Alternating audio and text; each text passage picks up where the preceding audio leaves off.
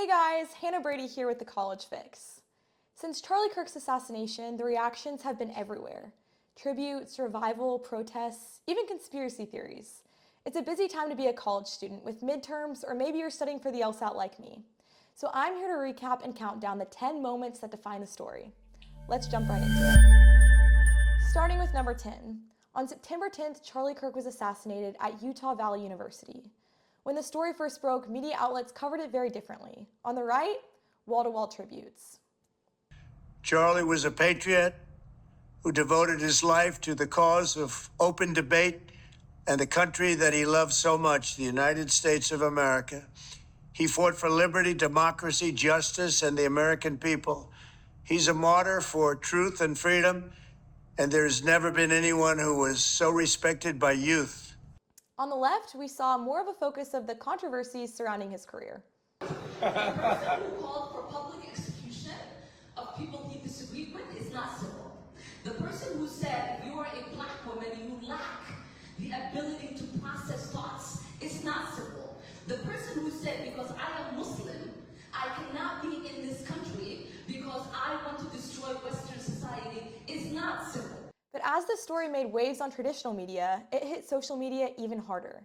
That brings us to number 9, the social media reaction.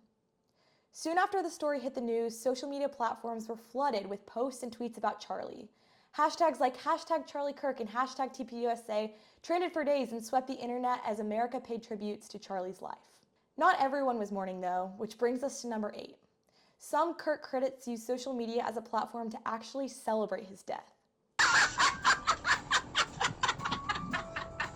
Clap if you care.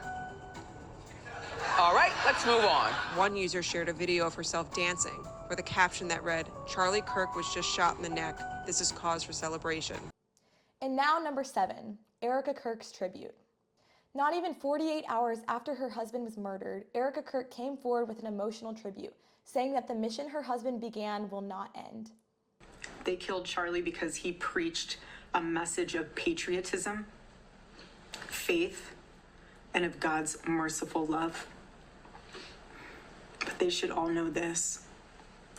If you thought that my husband's mission was powerful before, you have no idea. Students all across campuses joined in the morning with prayer and vigils, which brings us to number 6. College campuses had a range of responses. Many vigils and prayer services were held where emotions were high, just like this one at the University of Alabama.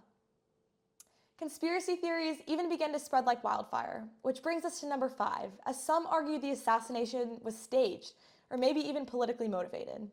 Laura Loomer is just one example, where she speculated that a, quote, trans terror cell with other targets as well was behind Kirk's murder. And now number 4.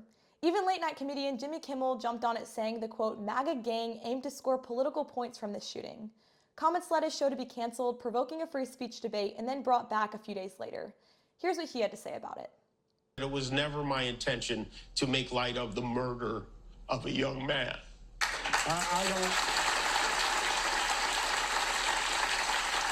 don't think there's anything funny about it. I posted a message on Instagram on the day he was killed, sending love to his family and asking for compassion, and I meant it, and I still do.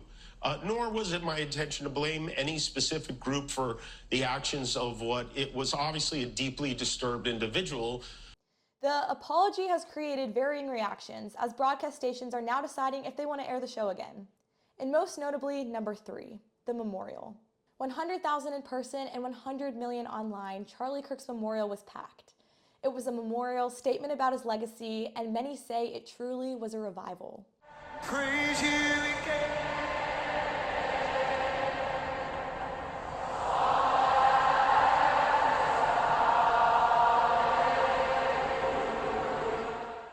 One of the most powerful moments, though, came from Erika, who gave an emotional speech remembering her husband's legacy, sharing about his faith, and even forgiving Charlie's assassin.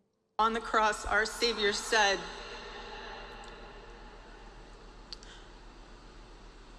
"Father, forgive them, for they not know what they do."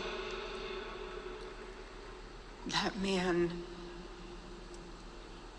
that young man, I forgive him.